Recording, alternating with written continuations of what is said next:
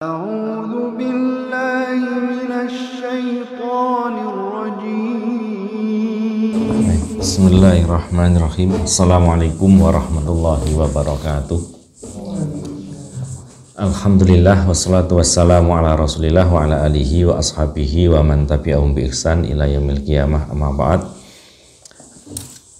Ikhwan fillah, saudara sekalian, alhamdulillah pagi hari ini kita bisa memulai aktivitas kita dengan kultum kuliah 7 menit ya, kurang lebih kita sudah memasuki 10 hari terakhir di bulan Ramadan ya. Tadi malam kita sudah memasuki malam ke-21 ya. Dalam hadis Muslim disebutkan karena Rasulullah Shallallahu Alaihi Wasallam yastahidu fil asril awakhiri ma la yastahidu fi ghairihi ya. Adalah Rasulullah Shallallahu Alaihi Wasallam sangat bersungguh-sungguh pada 10 malam terakhir. Suatu hal yang beliau tidak bersungguh-sungguh seperti itu di luar malam tersebut ya. Jadi kalau misalnya di luar 10 hari terakhir baca Al-Qur'annya misalnya 1 juz ya, di 10 hari terakhir 2 juz, jadi melebihi itu. Kalau di malam-malam yang lain sedekahnya 10.000 ya, di 10 hari terakhir sedekahnya lebih dan sebagainya. Hal itu karena di 10 hari terakhir dari bulan Ramadan terdapat malam yang namanya Lailatul Qadar, sebagaimana yang kita sudah ketahui bersama ya. Inna anzalnahu fi lailatul qadar ya. Lailatul Qadar khairum min alfi syahr ya. Al-Qur'an diturunkan pada malam Lailatul Qadar. Lailatul Qadar itu lebih baik daripada 1000 bulan. Nah, sehingga ketika kita beribadah di malam itu yang kita cari di 10 hari terakhir itu, maka kita akan mendapatkan pahala Lailatul Qadar itu yang khairun min alfi syahr, lebih baik dari 1000 bulan. Nah, sehingga di sini kita akan sampaikan materi tentang amalan yang dianjurkan untuk kita lakukan pada 10 malam terakhir dari bulan Ramadan atau 10 hari terakhir di bulan Ramadan. Yang pertama adalah Qiyamul Lail. Kita kenal di bulan Ramadan dengan taraweh ya. Karena dalam hadis Al-Bukhari disebutkan man qoma Lailatul Qadri imanan wa ihtisaban ghufira lahu ma taqaddama min dzanbihi ya. Barang siapa yang berdiri untuk mengerjakan sholat pada Lailatul Qadar, bertepatan dengan malam Qadar atau Lailatul Qadar, karena keimanan dan mengharap pahala ya, maka akan diampuni untuknya segala dosanya yang telah lalu. Nah, jadi ini keutamaan kalau kita sholat malam ya, bertepatan pada Lailatul Qadar, yaitu diampuni dosa-dosa kita yang telah lalu. Ini luar biasa karena dosa kita sudah dihitung sejak kita sudah balik. Ada yang balik umur kalau laki-laki udah ya 15 ya kira-kira ya. Berapa baliknya? Nah, masing-masing katakanlah 15. Nah, kalau 10 terlalu dini ya, kecuali wanita. Kalau wanita itu SD dah banyak yang balik. Nah, sejak balik apa yang kita lakukan, kalau baik sudah dikasih pahala, kalau buruk ya sudah kita tanggung dosanya. Nah, tapi ketika kita istilahnya mendapatkan Lailatul Qadar tadi, kita sholat malam ya, maka kita diampuni dosa-dosa yang sudah lalu. Maka kita harus rajin istilahnya ya untuk mengikuti sholat taraweh ataupun sholat malam.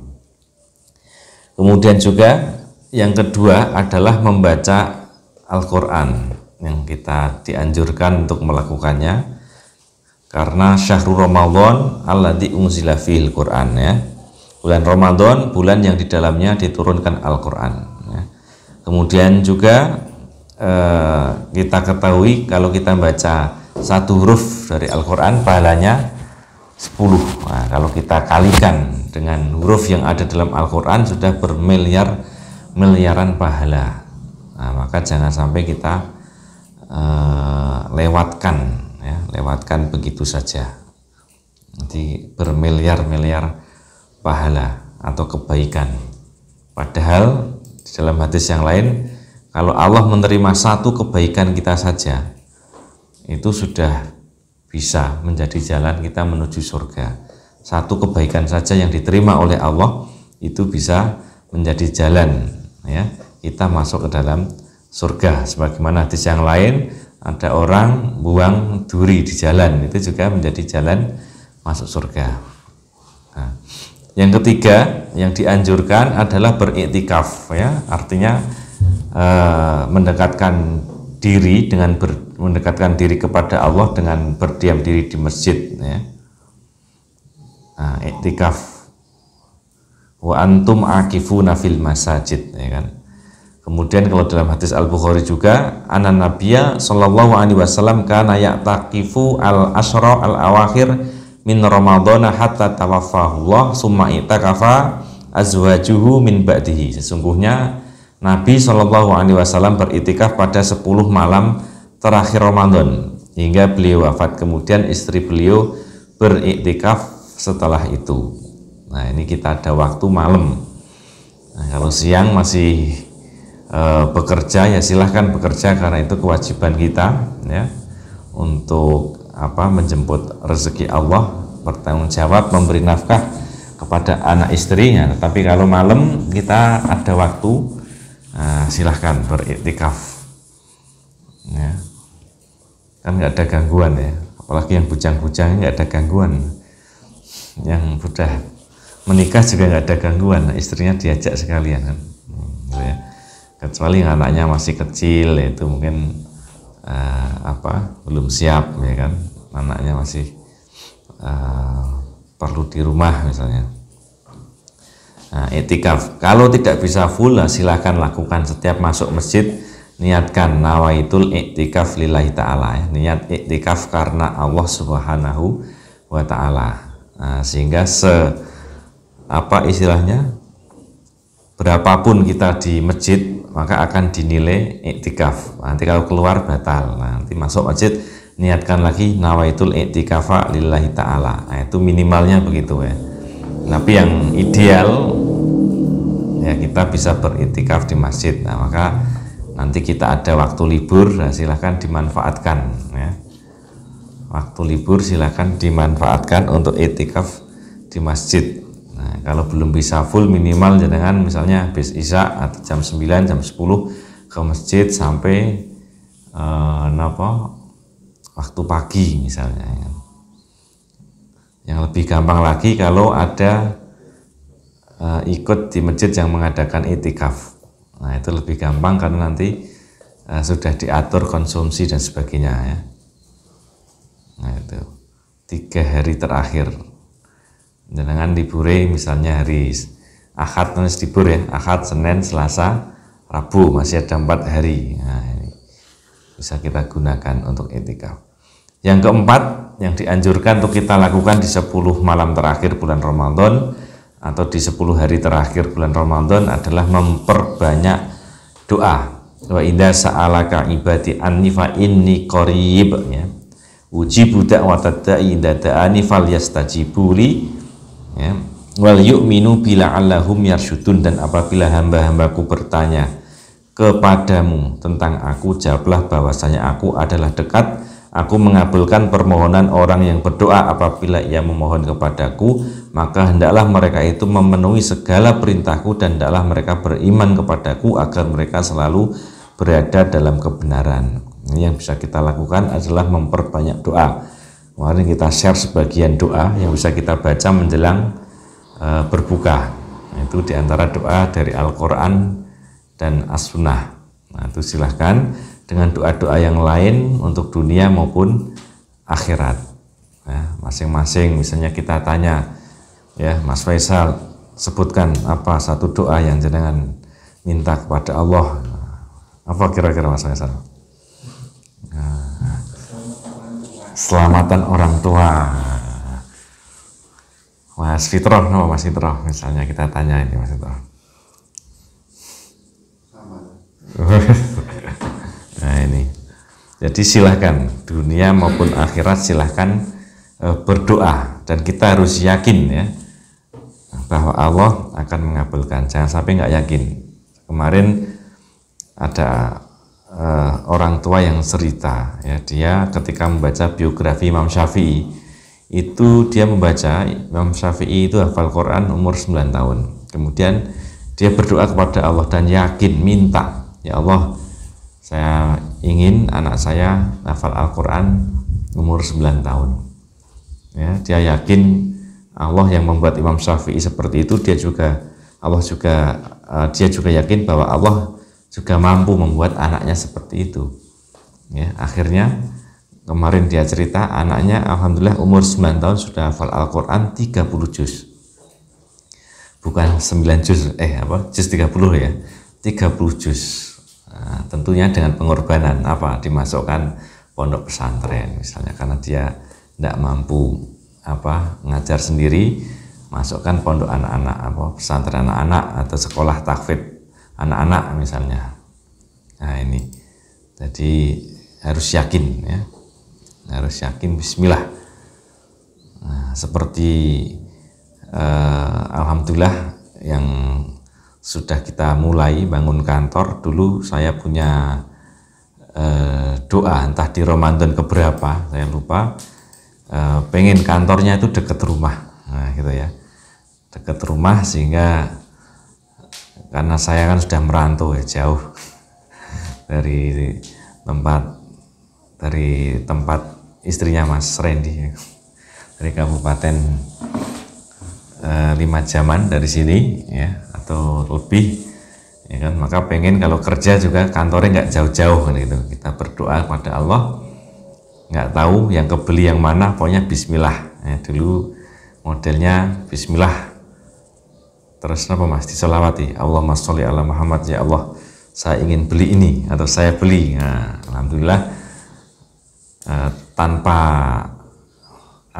tanpa disengaja ya, dalam kondisi tidak ada uang ya kan, ada orang yang nawari habis dari masjid ya kan,